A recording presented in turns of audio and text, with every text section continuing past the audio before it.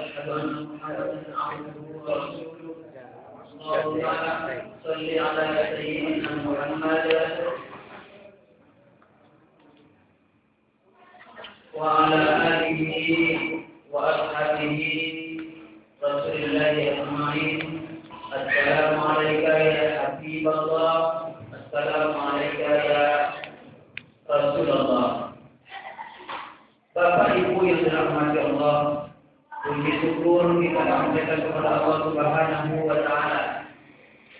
Allah yang telah memberikan nikmat kepada kita, walaupun dalam cuaca yang tidak sehat ini, kita masih diberikan keimanan, sehingga kita terpanggil untuk dapat hadir seperti ini, mendengarkan kembali peringatan Isra dan Mi'raj Nabi Muhammad SAW. Allahumma shalli ala sayyidina Muhammad. Memang dari kecil kita teringat, kita selalu mengikuti acara Isra dan Mi'raj ini. Namun pertanyaannya, apa yang membuatnya lupa? Tak mendengar, atau lupa, yang dibalikan.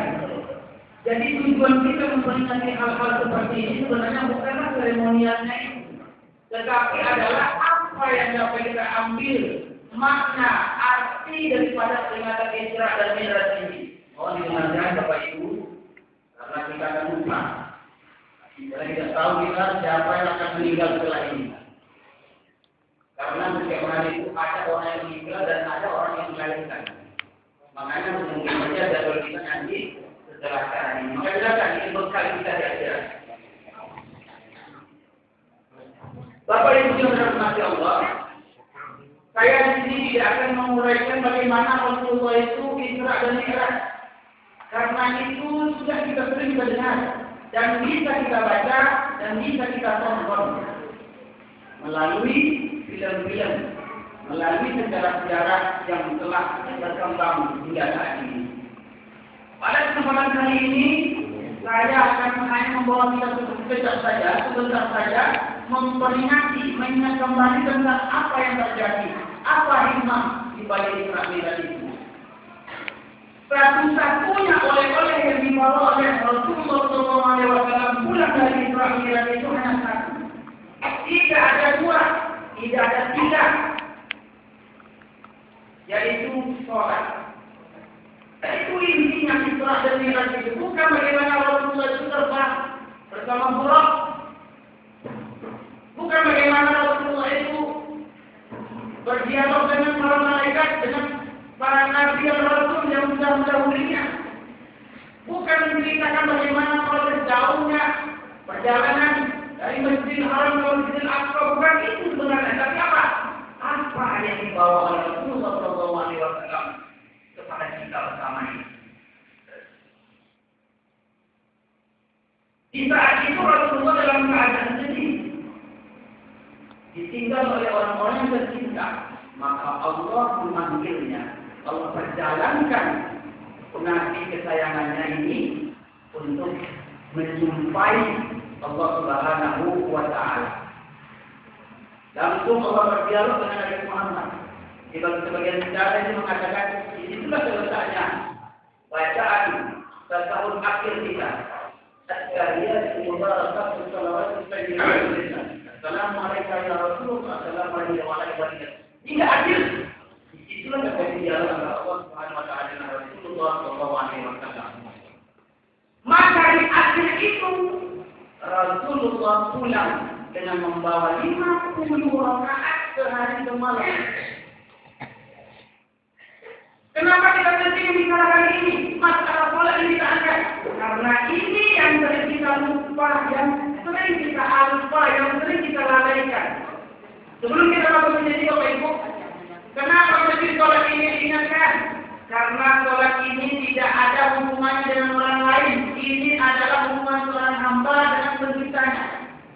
Hubungan yang nanti akan dipertanggungjawabkan. Inna awwalu ma yuhasabu yaumal qiyamati as-shalah. Sesungguhnya perbuatan amal yang paling pertama yang akan ditanya untuk seorang hamba itu adalah sholat.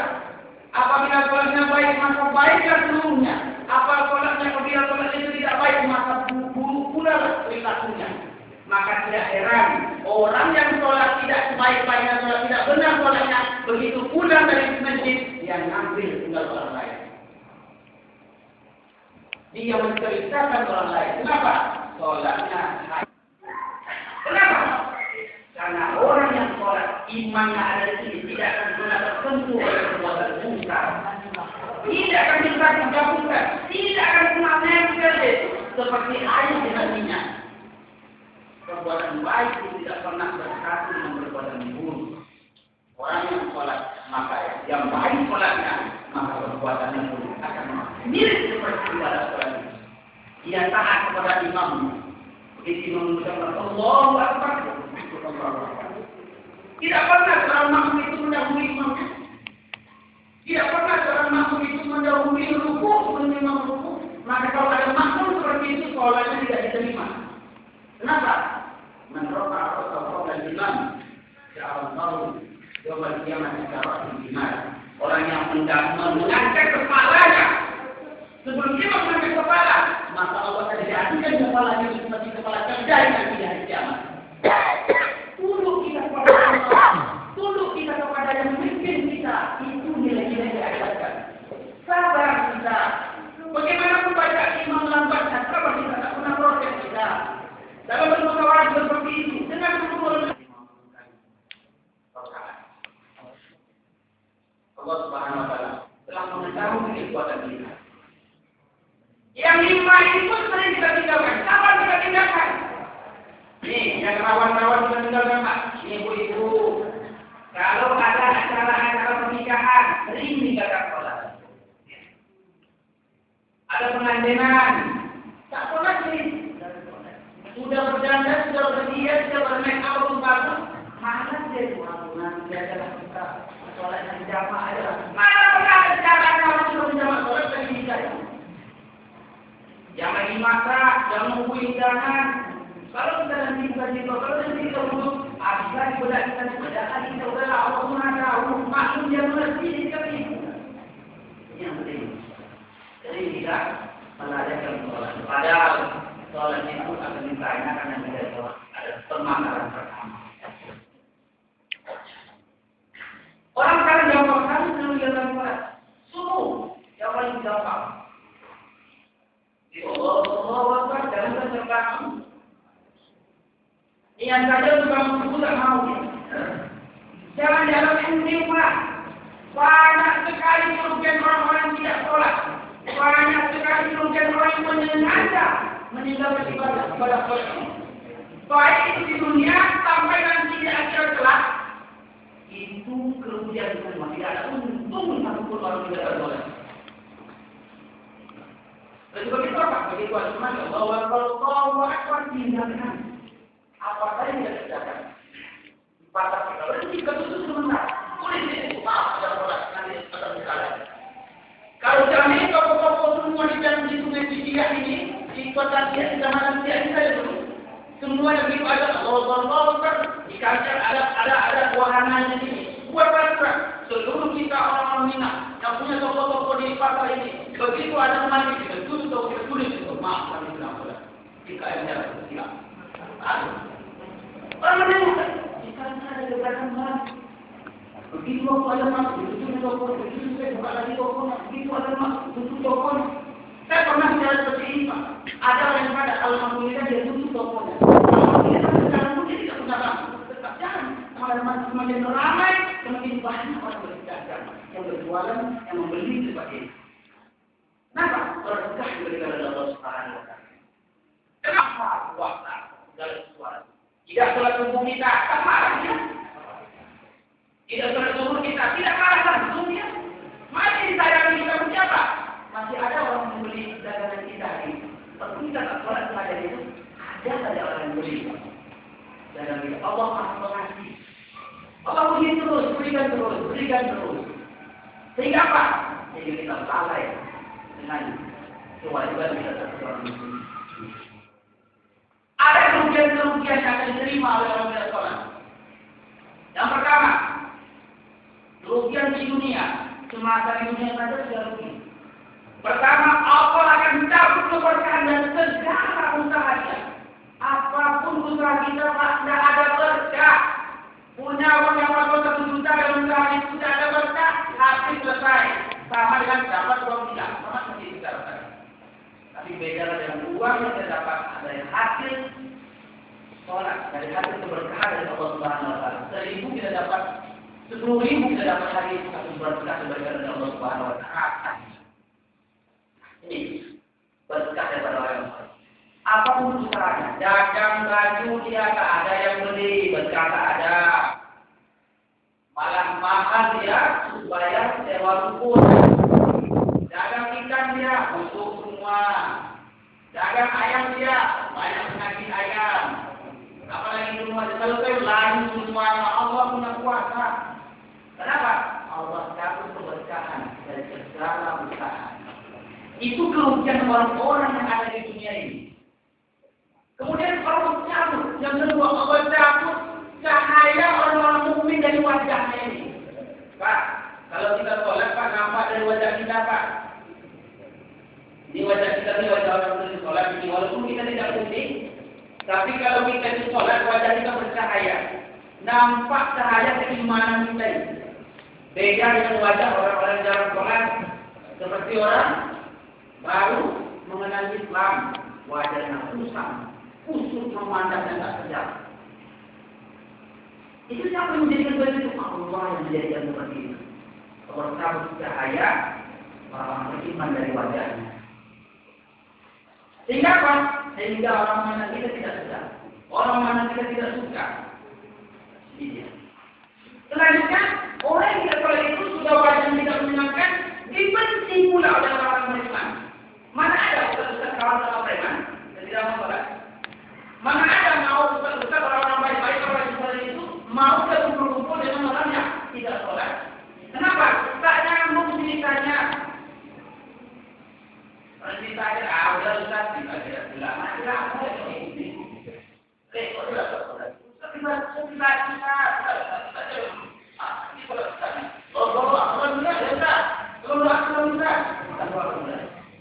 Tidak sholat di situ orang. Tak merasa bersalah kepada sholat itu ada kewajiban dia masih. Allahu Akbar. Dia tunggu warna kader. Ambil kejalan, ambil komat. Saya komat, itu tak tahu. Itu selesai, itu orangnya. Akhirnya apa? Tak sholat juga.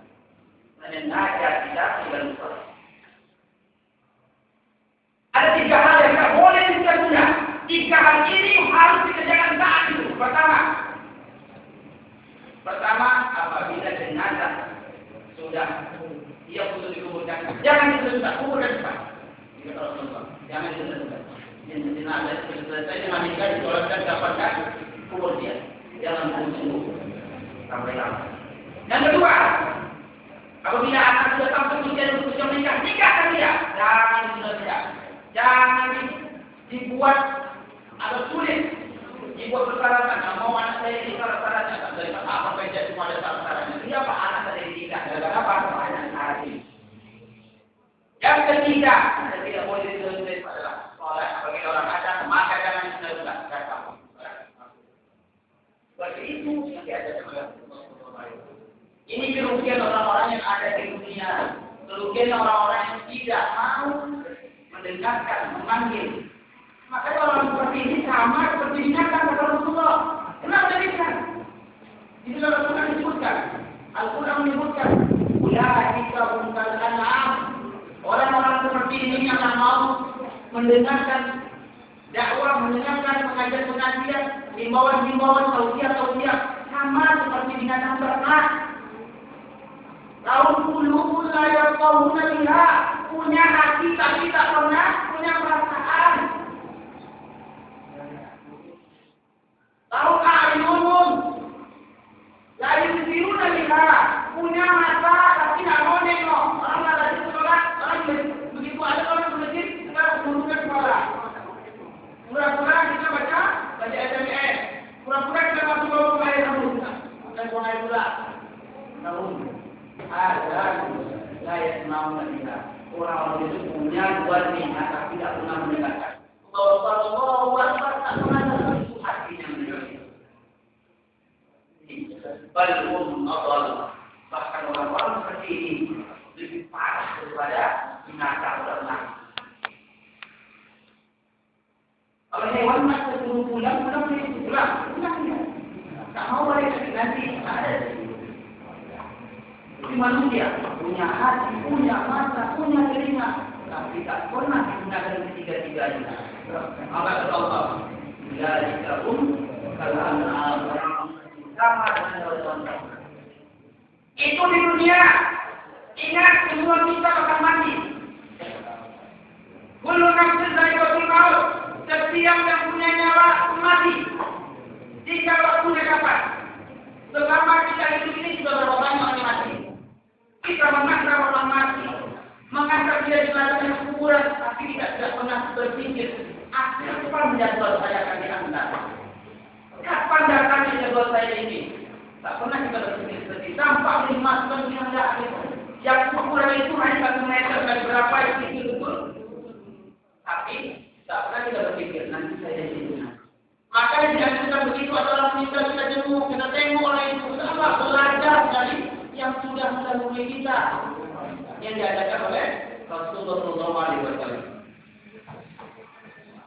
Yang satu-satunya yang dia rasakan adalah kata haus.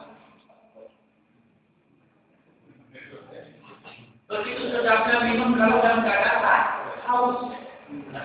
Dan kita berdasarkan setiap orang takut maut yang akan satu dasarnya adalah haus.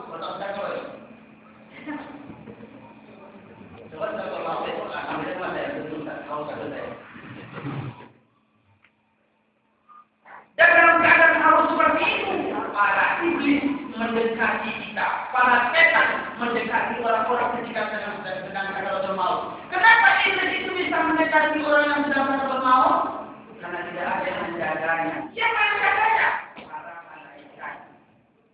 Kalau orang yang tidak sholat, malaikat tak mau jaga dia, urusan sendiri. Sehingga semena-mena iblis, semena-mena jin dan setan ini menggoda kita. Dibawanya kapunya cinta, dibawanya esperer, dibawanya seser. Itu yang apa? Karena orang tak akan bermau itu fokus dan haus. Ketika itu ditawarkan. Kau mau? Haus? Iya, saya haus. Mau minum? Mau. Tapi mau tak percaya sama saya. Kalau orang tidak berpikir, maka dia tidak percaya tidak setan itu yang membawa. Mau berpikir mau, kita mau percaya sama dia, berubah hati dan kita. Cukup tak jawab, langsung mati dalam keadaan kafir. Ini senjata para iblis, senjata para setan untuk menjadi manusia. Bukan ketika kita berdoa kita. Ini goda-goda kita dari Allah tak minat susah, kita juga ya. Nanti goda. Tak itu harapannya satu-satunya adalah ketika orang sedang takut maut, itulah senjata dia untuk menjerumuskan menjadi sebanyak-banyaknya. Maka akhir hidup seseorang, baik atau buruknya hidup seseorang, ditentukan ketika sedang takut maut. Bukan ketika di dunia. Makanya kalau kita ada di sholat, jangan kena orang baru. Kalau ini orang ada masuk neraka lagi belum tentu Pak. Begitu dia tidak mati dia, langsung dia tobat, itu sudah ketemu mau dia sadar tobat, langsung dia masuk Islam, langsung dia aku itu masuk Islam, tidak ada dosanya, tidak ada perbuatan, tidak ada mau bertahan dari dalam Islam, dosa sudah selesai. Maka ruh akan disambut dalam keadaan haus kita. Haus betul. Itu akan dirasakan oleh orang yang tidak mau sholat di dunia dia sengaja meninggalkan sholat. Yang kedua, merasa pedih ketika dicabut nyawa itu Pak. Ruh yang dicabut itu pernah ditanya oleh Allah Subhanahu Wa Taala kepada Nabi Ibrahim. Nabi Ibrahim, apa rasanya aku cabut nyawa itu? Ya Allah, rasanya seperti benang wol itu diambil di panas lalu diletakkan benang wol itu. Nempel semua ke sini. Nah, setelah nempel itu ditarik ke sini. Dikutuk seperti sendiri yang panas, seperti larva gunung berapi. Seperti itulah rasanya ya Allah. Ragu, pedihnya. Ditanya lagi kepada Musa, wahai Musa, bagaimana rasanya nyawa tadi? Ya Allah, seperti kambing dikuliti hidup-hidup. Pernah kita nengok orang kambing dikuliti hidup-hidup, macam mana bunyi ngepeknya? Pasti bunyi tidak. Kenapa? Sepertinya kuliti hidup kambing itu. Rasanya masih yang dirasakan oleh Nabi Musa alaihissalam. Terakhir, kita melihat ketika Rasulullah SAW mencabut rohnya oleh Allah Subhanahu Wa Taala. Dipanggil oleh Allah. Para malaikat hadir di sekelilingnya Nabi. Jibril ada di situ, malaikat mau ada di situ. Ketika ditutup ini, Assalamualaikum warahmatullahi wabarakatuh. Kayak orang yang tidak kamu kenal. Oh maaf, bapak saya mencarikan dia sedang bermahmah. Kalau siapa itu? Bagaimana? Percuma ya, dia orang pertama kali datang. Belum masuk dia. Dialah yang bagaimana yang akan mencabut seluruh kenikmatan dunia ini. Dia yang akan menciptakan semua kesenangan dunia ini. Dialah malaikat maut. Belum dengar malaikat maut itu. Lagi seperti maksa menutup masalahnya. Dia akan tahu bahwa ayahnya akan dipanggil, akan dicabut nyawanya dan pergi. Dan ditanya, Rasulullah, wahai malaikat maut, sudah waktunya? Sudah, Rasulullah. Atau kalau engkau mau mengambil keputusan, katakan itu dan sampaikan kepada lagi. Tidak usah, kalau sudah waktunya, sudah. Cabut nyawa Rasulullah itu berkaki Allah itu dengan purna hasaan. Tidak sembarangan orang. Tidak ada kita mencabut lagi itu. Sehingga belakang mata. Tapi Rasulullah dicabut. Begitu baiknya malaikat maut itu mencabut nyawa Rasulullah itu, keluar keringat dingin Rasulullah. Apa baiknya? Ambilkan saja semangkuk air. Diambilnya air di tangannya itu sebabkan ke wajah bermain untuk keringat yang keluar. Rasulullah menangis. Sehingga pada waktu itu Jibril memalingkan wajahnya. Kata Rasulullah, wahai Jibril, kenapa kau memalingkan wajahmu? Kau sudah muak, memang aku ketika aku sudah meninggal ini. Bukan begitu ya Rasulullah. Saya tidak sanggup dengan menahan sakit ini. Makanya Jibril memalingkan wajah. Sedih ya, tiba dia memang Rasulullah tidak seperti ini. Apa kata Rasulullah? Ya Allah, berikanlah semua rasa sakit kalau semua ini kepada saya Allah. Dan jangan berikan kepada umat saya nanti Allah. Sehingga insya Allah kita tidak akan merasakan sakit yang seperti yang diterima oleh Rasulullah. Kenapa? Dari sambung semua yang sakit ini ketika ini. Makanya orang bilang, ketika kalau Rasulullah seperti itu, cabut apa nyawa ini ya? Tidak seperti itu, sakit. Dan bagaimana kita akan sudah dijelaskan oleh semua sakit kalau cuma diberi pada saja ini kesempatan masnya. Kita sudah dikira oleh Rasulullah. Kita tidak pernah dikira Rasulullah. Orang mengawal kita diam saja. Mari kita berdoa kepada Rasulullah. Diam. Pada Rasulullah menyisihkan takabur maut kita. Sudah disisihkan oleh Rasulullah SAW. Itulah rasa sakit yang akan dirasakan oleh orang yang tidak sholat, yang tidak mau menjalani sepertinya. Selanjutnya, yang ketiga, ketika masih tidak meninggal itu akan diberitahukan hatinya, akan dihilangnya iman dari dirinya. Orang akan khawatir jadi kafir lagi, jatuh kafir lagi dari ini. Itu kan diberitahukan. Kenapa? Tak ada yang disebutkan yang membawa dia, makanya dia memberitahukan. Susah menjawab pertanyaan mengungkapkan nanti. Pertanyaan Pak dari dulu kata bercari itu saja Pak. Marabuka. Siapa Tuhanmu? Nah, itu bukan mulut yang jawab tuh. Tak ada. Aduh, siapa yang pernah dengar siapa itu? Pernah tak kenal dengan Nabi Muhammad? Namanya Muhammad Sallallahu Alaihi Wasallam. Iya, terus Quran. Siapa deh?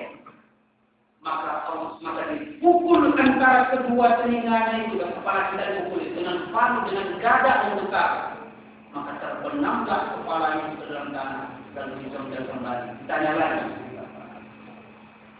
ma kita bicara apa kita? Oh kita sudah apa itu? Tidak bisa. Kenapa amal yang menjawab? Tak bisa lagi dipukul lagi antara kedua telinga, kepala kita dipukul terbenam kaki atas. Congkel lagi, tanya lagi, di mana ada kiblat? Tidak tahu juga dia. Kenapa tak tahu? Tak pernah dia sholat, jarang dia sholat. Kenapa? Sehingga dia tidak bisa menjawab. Karena yang menjawab itu punya amal, Pak. Amal yang menjawab. Ini kerugiannya. Kedua, tidak kubur. Kubur menjadi gelap gulita. Tidak ada yang akan menerangi kubur kita, Pak. Kenapa? Yang menerangi itu satu-satunya adalah sholat tadi itulah menerangi. Puasa yang insya Allah akan datang kepada kita adalah puasa yang kalau kita kerjakan dengan baik itu akan menerangi sebelah kiri kita. Zakat yang sering kita bayarkan. Kalau membayar zakat pula, kalau tak bayar, kita terang dari sebelah bawah. Sebelah atas bacaan Al-Quran, ibadah-ibadah kita itulah yang akan menerangi kubur. Tak punya ibadah apa? Udah kuburnya gelap, sempit, didatangi oleh munkar dan nakir dalam keadaan yang menyeramkan. Itu menjelasnya Masya Allah. Kalau ada orang yang meninggal itu balik lagi ke bumi ini menceritakan peristiwa di dalam kubur, maka semua manusia akan taubat. Saking parahnya. Makanya kita mendengarkan itu diberikan oleh Allah, pendengaran itu adalah ayam, kuda. Ayam ketika orang sudah diadab itu berbunyi. Kuda begitu juga dia. Hewan yang bisa mendengarkan, karena manusia tidak punya kuasa untuk mendengarkan itu. Sebab saya dengarkan itu, maka kita taubat. Semua saya yakin, semua pertama ketika ini di sini semua. Di sholat apa, di semua apa. Selain kubur sudah jawab seperti itu. Akan disempitkan kuburnya sehingga menyatulah kedua tulang rusuknya seperti ini. Menyatukan rusuk kiri ini dan sempitnya itu masuk ke dalam rusuk. Begitu disempitkan patah tulang kita. Itu baru kubur, Pak. Tak percaya coba. Namanya dasar keseberangan. Coba rasakan, ini saya betul tidak dapat menurut semuanya. Kenapa kita tidak percaya, tidak takut? Karena tak ada yang bisa membuktikan sampai kali ini. Hanya cerita-cerita saja, hanya dakwah-dakwah saja yang disampaikan. Berdasarkan hadis, berdasarkan riwayat para Rasul, dikisahkan oleh dalam hadis suci. Apa anda percaya? Oh, kita usah ada itu. Coba percaya. Ada yang dibangkitkan yang keluar dari kuburnya. Dalam keadaan kepala seperti kepala tikus, badannya badan manusia, suka makan harta orang lain. Ada yang dibangkitkan perutnya buncit sampai ke tanah, isinya tersinting dan binatang-binatang bersisa. Semua dibangkitkan dalam keadaannya amal dan masing-masing. Maka jangan harap Pak, nanti kita ketemu dengan istri. Istri bisa ketemu dengan suami, dengan anak-anak, jangan harap. Kenapa? Bentuk kita berubah masing-masing. Tidak mengenal wajah. Ini kedua Pak, gimana kita mencari orang kepada ibu dari suami kita? Kejadian ini nanti kan bajunya ada di bentuk tuannya itu. Orang tak pakai baju, mulai berenang pun tak ada di badan. Wajah, maaf, ladang bulan orang semua lihat tidak itu. Enak Ustaz.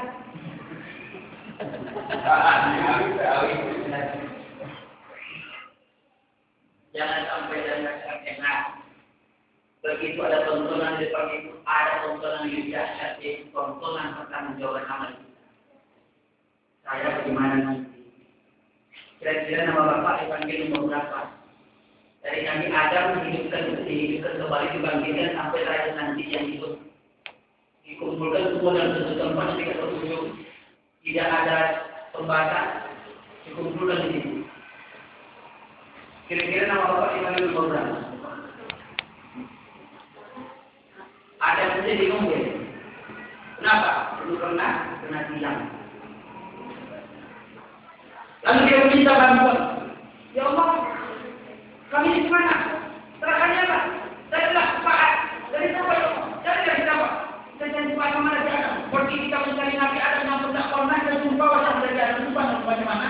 Saya cari Nabi Adam. Berpuluh-puluh tahun baru kita bertemu dengan Nabi Adam. Mereka tidak dekat, nanti kami sepakat. Saya banyak nih, tidak boleh. Tolong kasih sepakat. Kata Nabi Adam, saya yang minta sama saya. Saya tak bisa sepakat untuk saya belum tahu nih. Dulu saya pernah membawa kudi. Sudah saya Nabi yang lain. Hari pula Nabi yang lain. Satu-satunya Nabi yang bisa memberikan syafaat yang kiamat nanti adalah Muhammad Sallallahu Alaihi Wasallam. Maka yang sahabat langsung jawab. Mudah-mudahan banyak syafaat yang diberikan oleh Rasulullah Sallallahu Alaihi Wasallam. Jangan pelik. Ketika jumpa dengan Nabi Muhammad, baru kita minta ya Allah. Jadi kita bertemu dengan ya Rasulullah Muhammad. Rasulullah bukan. Muhammad buahnya benar. Ternyata Muhammad yang ada dibuatnya. Salah orang yang berapa banyak nama Muhammad.